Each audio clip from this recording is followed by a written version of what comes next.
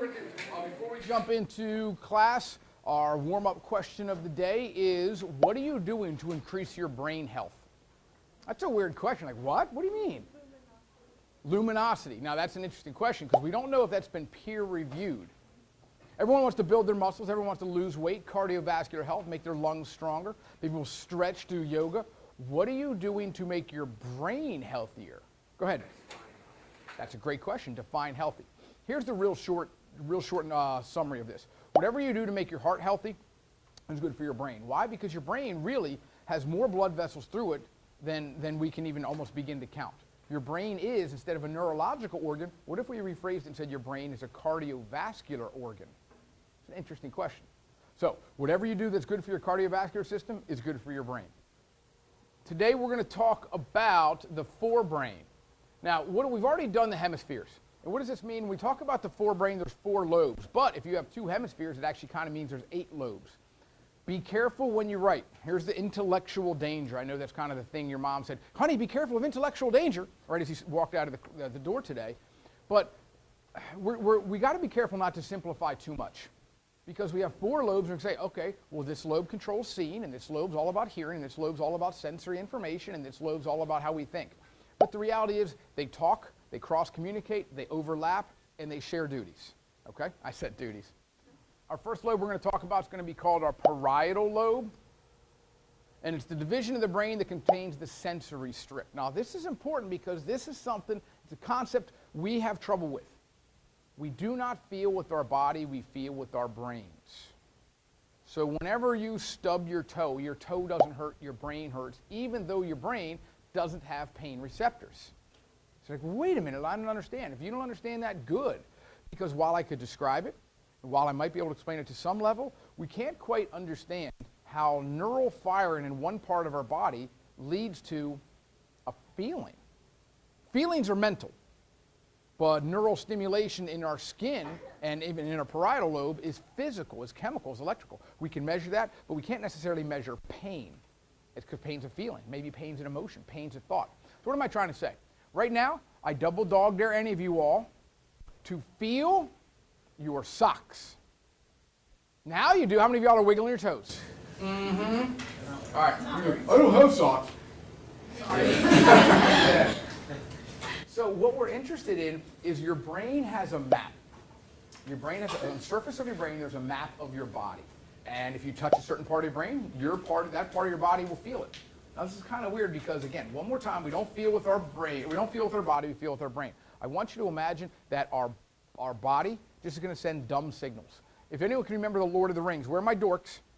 Lord of the Ring movie, where they have a whole bunch of warning fires or bonfires across the mountain. You light them, and all across the countryside, everyone's lighting fires, and that's sending a signal.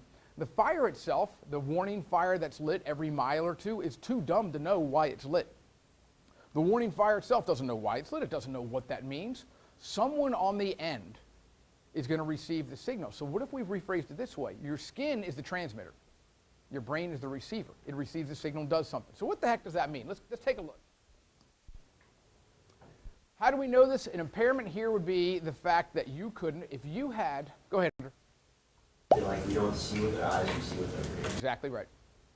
If you had an impairment here in this part of your brain, you might not be able to feel the world.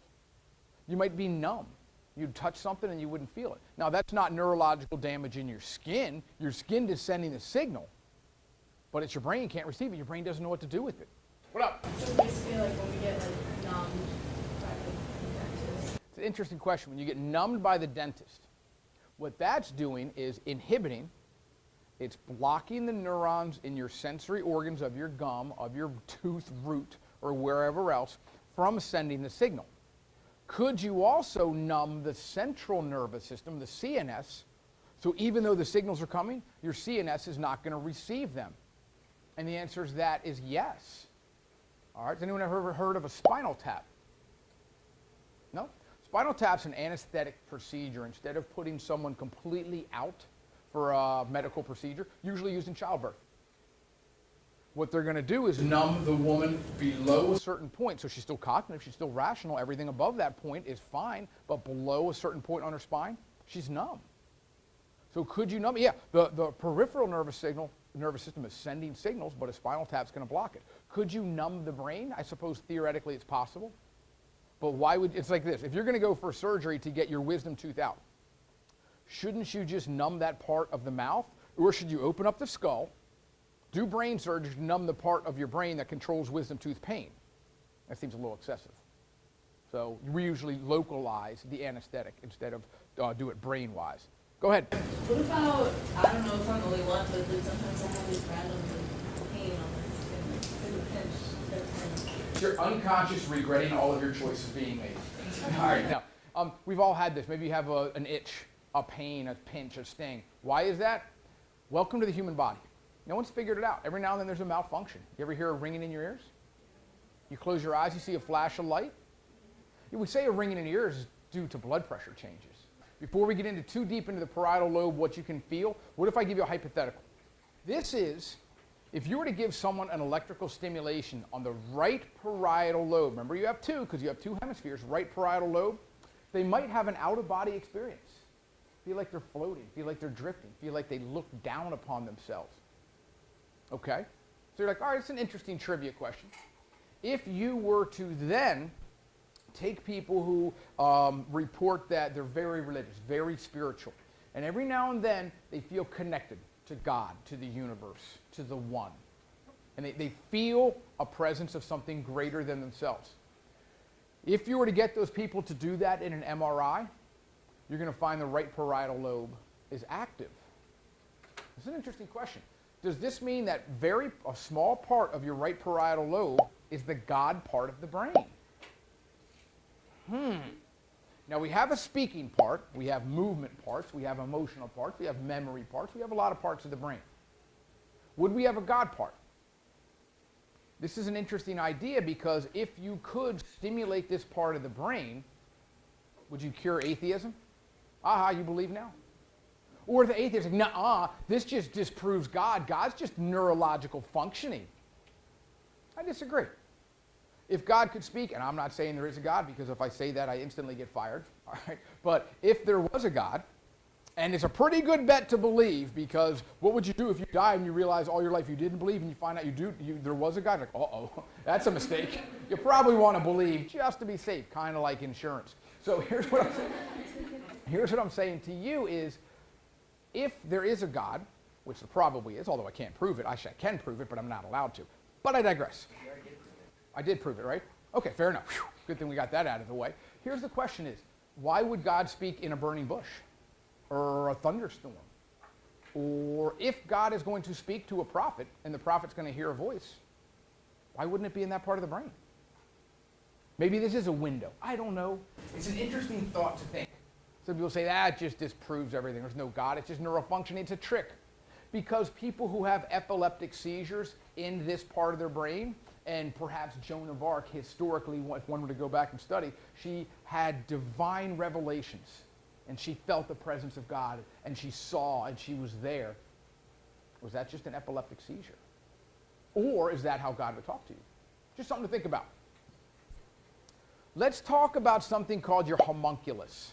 And here's a model of your homunculus. That's you. Like, nuh-uh. All the girls like, that's not me. All right. Okay, this is a male homunculus. All right, some of you are looking below the belt, you perverts. All right, so here's the way it works.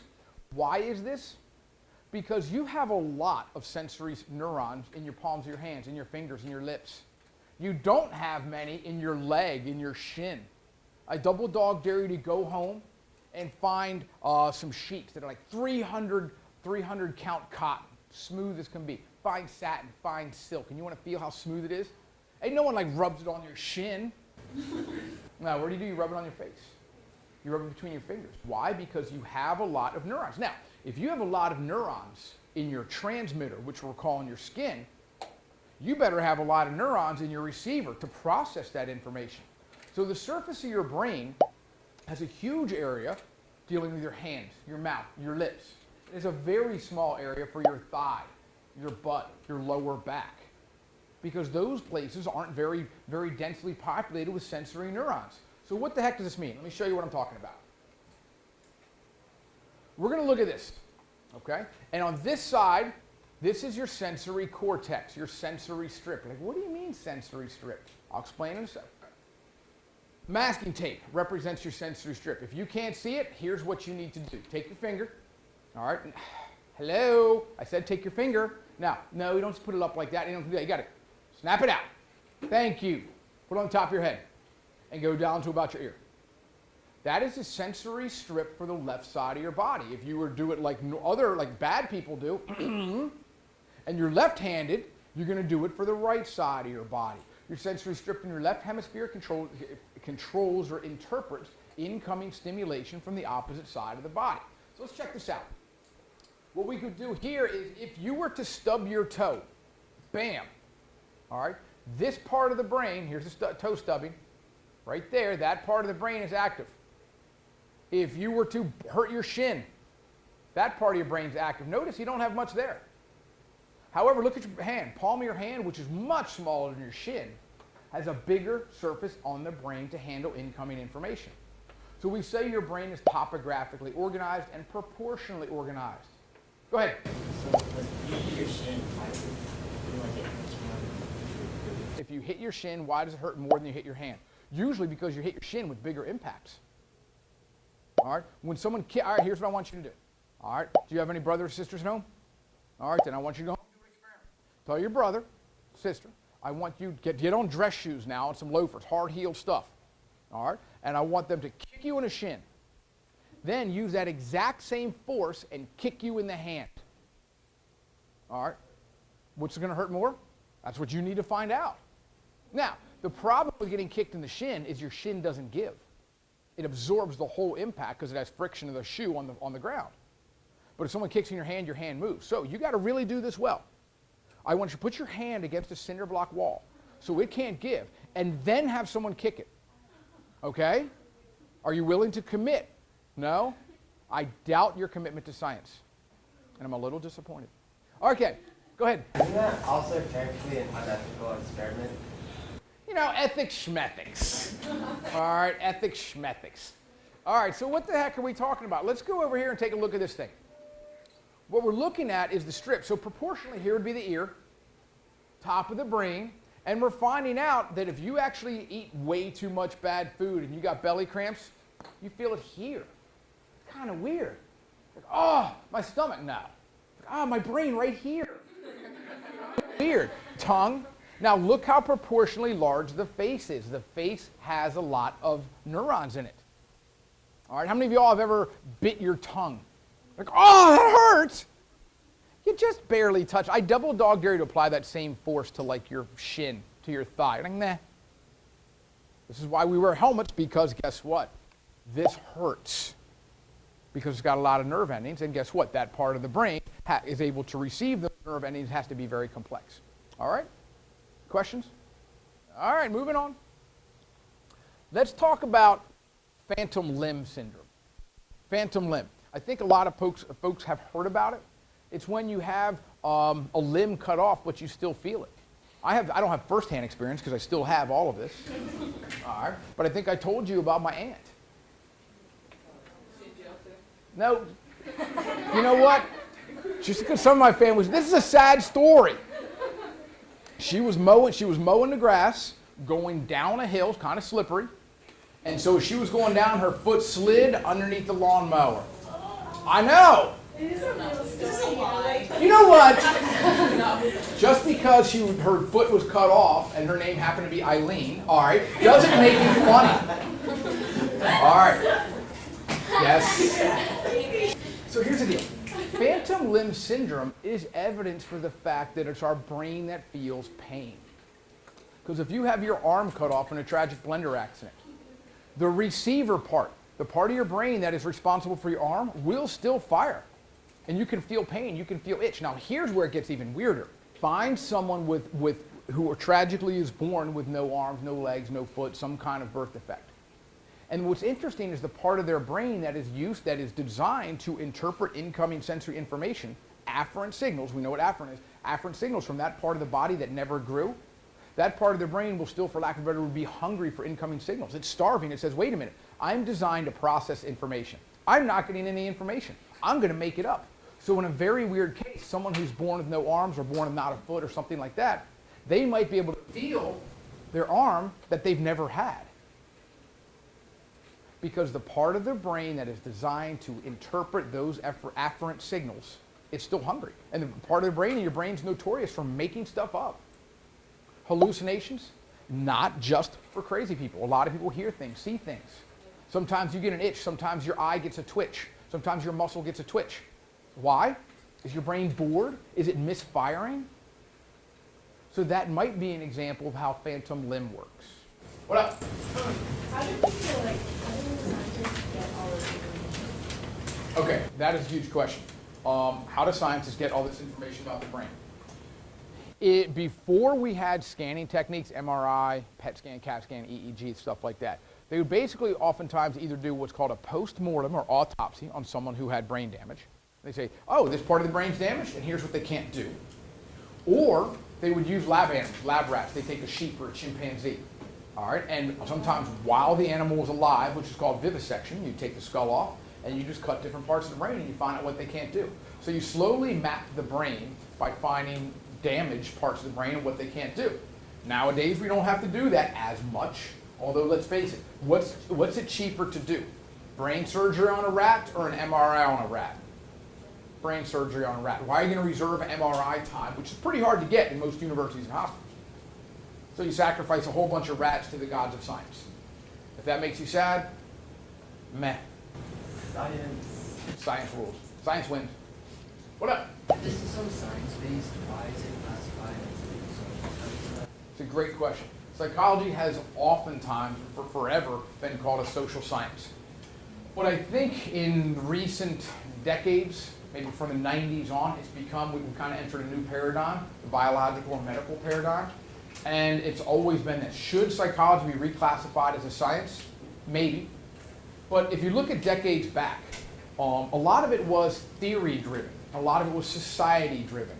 And maybe that belongs more in the social sciences. So psychology does kind of straddle both. All right? It's like the best of both worlds. Kind of like it's a car and a robot. Let's look at your occipital lobe, which is actually kind of funny because your occipital lobe is the part with which you look, the part with which you see. Now you could write down every word up there, or you could just write occipital lobe equals seeing part.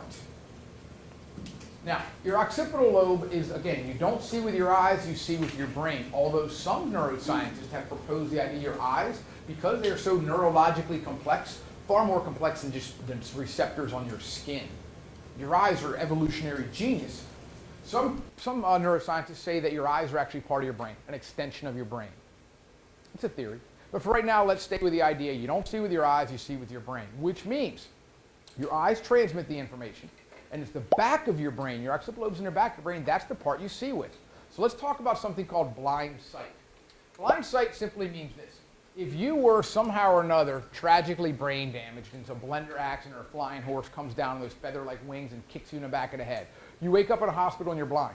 Like, what happened to my eyes? The doctor says there's nothing wrong with your eyes. Your eyes are transmitting signal perfectly. It's just the back of your brain can't interpret them. This is weird because, remember, reductionist means the temptation to say, oh, your occipital lobe's the seeing part. The reality is there are other seeing parts. If you have someone who's blind because of brain damage and you were to throw them a ball, they duck, even though they didn't see the ball.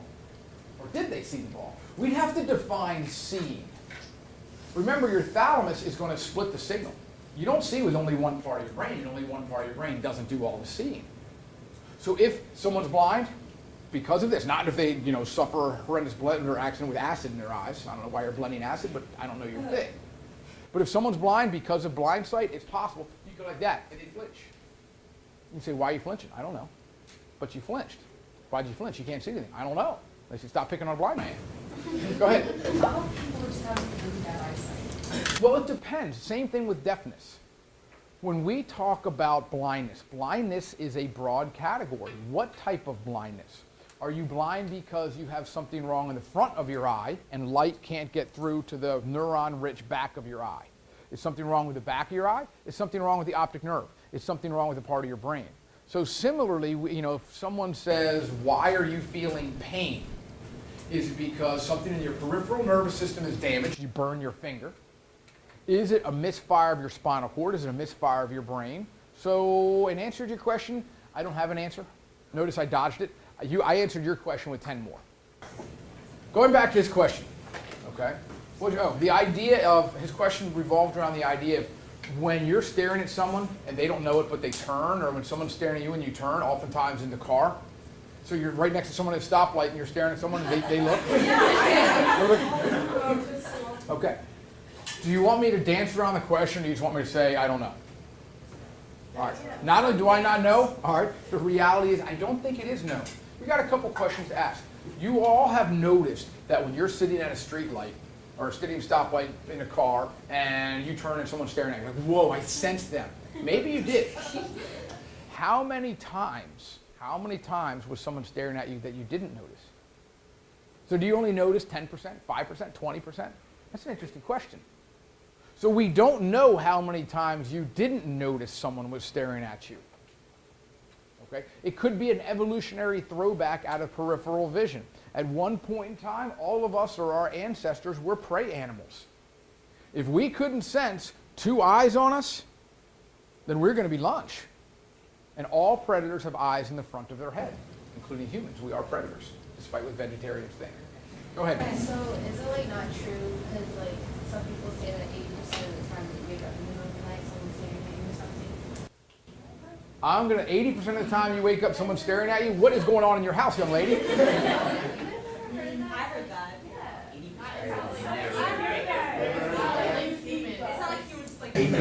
Can we actually try to salvage the remnants of this class? Try to pick it up out of the trash heap? Okay, your occipital lobe does respond to some auditory information, and other parts of your brain do process visual information. It's not a straight one-to-one correlation. Your occipital lobe does other things, and other things do more than just vision. And we like to think that your occipital lobe is topographically organized. What the heck does that mean? Well, much like your sensory strip is a map of the body. If you stimulate here, then your body will feel something. And if you stimulate the body, a certain part of the brain will be active. Your visual cortex, which is kind of the center of your occipital lobe, your primary visual cortex, is topographically organized. Which means that if you were to look up your field of vision, where if you have to roll your eyes up, that is controlled by a certain part of your brain. If you were to look down, that's a certain part of your brain. So what does this mean? You can precisely define where someone's looking by looking at an fMRI of their brain. What does this mean? Well, this means that it might be able to help with certain visual processing. All right, here's a website designer. What part of the website do people most look at? Pictures. Where? If you're going to make an advertisement, where do people most like to look?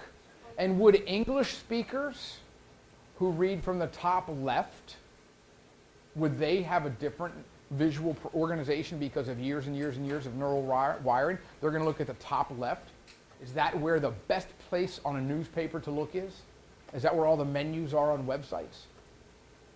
So what are we looking at? Primary visual cortex is what we call topographically organized. You can find out where someone's looking by looking at what part of the brain is active. Questions? All right, I'll give you something freaky to think about. If a baby, should we talk about babies' dreams, or should we save that for later? Save that for later. No. You mean you're actually curious? Yes. Strange. Don't tell anyone that actual learning happens in this classroom. All right? We would prefer just to memorize facts. Here's a theory.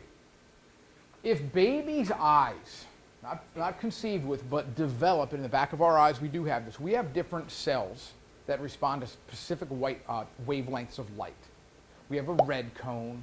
We have a green cone. We have cones that respond to specific wavelengths of light. So is it possible that a baby, right before a baby's born, has an eye that's developed with red cones? And if so, is there a red part of the brain?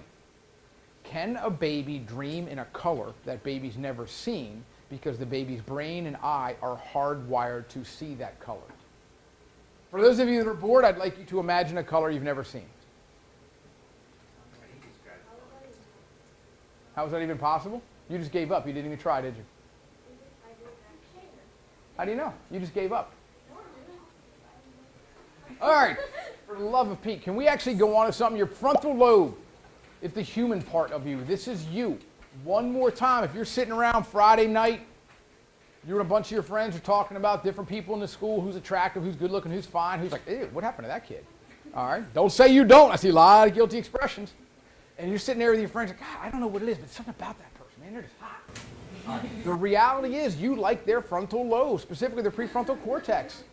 It's the part that turns you on. Like, nuh-uh. All right, you not allowed to talk. All right. Aside from perhaps obsession with physical body parts, if you like someone's personality, if you like you like their self, you like their prefrontal cortex. That's your personality, your thinking, and your morals. This is interesting. What if mommy and daddy never taught a little kid it's not okay to hit? It's not okay to bite.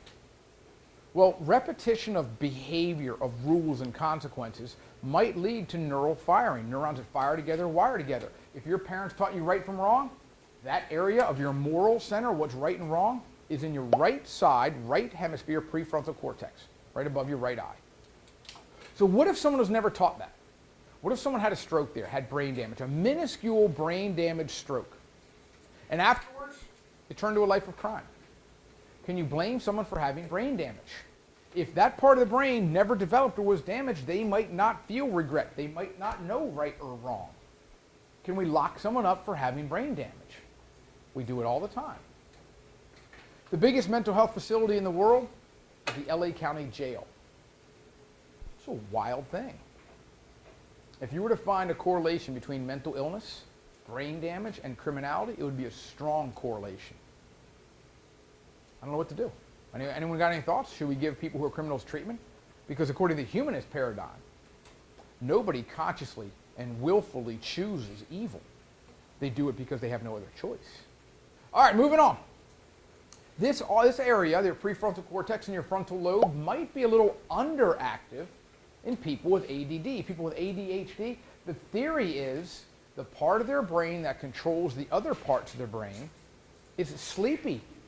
So what are you going to do? You're going to wake it up. You're going to stimulate it. You're going to give them a stimulant, which, as we know, is an excitatory drug. All right. Just as we talked about the sensory strip in the parietal lobe, we have what's called the motor strip in the frontal lobe. The motor strip is parallel. Remember how we said take your finger and trace it from the middle of your head down to your ear? Move 1 inch forward, then trace it. That's going to be your motor strip. It's in your frontal lobe. It's right next to the sensory strip in your parietal lobe. Which means if under anesthesia you had brain surgery while you're awake and someone were to stimulate that part of your brain, your muscle would flex. The corresponding muscle in your part of your brain would flex. And if you were to move that part of your body, your brain would be active. You don't understand? Put your pens down. We're going to play a little game. All right? Everyone give me the Fonzie stance. You don't know who Fonzie is because he's probably the coolest person ever. Thumbs up. All right? If you don't know who Fonzie is, go watch some classic TV. Here's what I want you to do. 1 thumb near your mouth, 1 thumb near your ear. All right, when I say go, I want you to switch. Go! Why didn't you play? All right, you know what, Bell? Get out of here.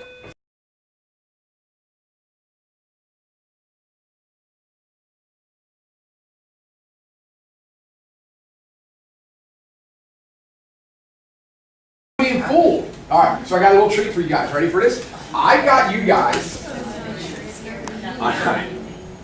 a brain jello mold. Yes, how many of you all would like some of the brain jello mold right now? Done and done. So here's what we're going to do. What is in it? Blood vessels. You're like disgusting. Twizzler blood vessels. Yeah, I thought so. All right then, so here's what we're going to do. Do I have to actually serve you guys, or can you come and actually do this stuff? Okay, let me tell you what's not going to happen. So, if you want some of the delicious brain food, all right, you get to come up, get a scoop of brain, put it in a cup, and go eat. Does this make sense? Yeah. All right, proceed. Stop rooting for fun. No, but like cut it. It doesn't feel like Jello. I don't think that is Jello. Like it looks. I'm afraid. I don't know if I should eat this. How do you? How do you eat brain? It's probably gonna taste like. After you don't do it over here, it's like made up of fresh lobes. It is. But I didn't even know that. Math is I good. can't tell if I like it or them not. after, and then that makes it worse.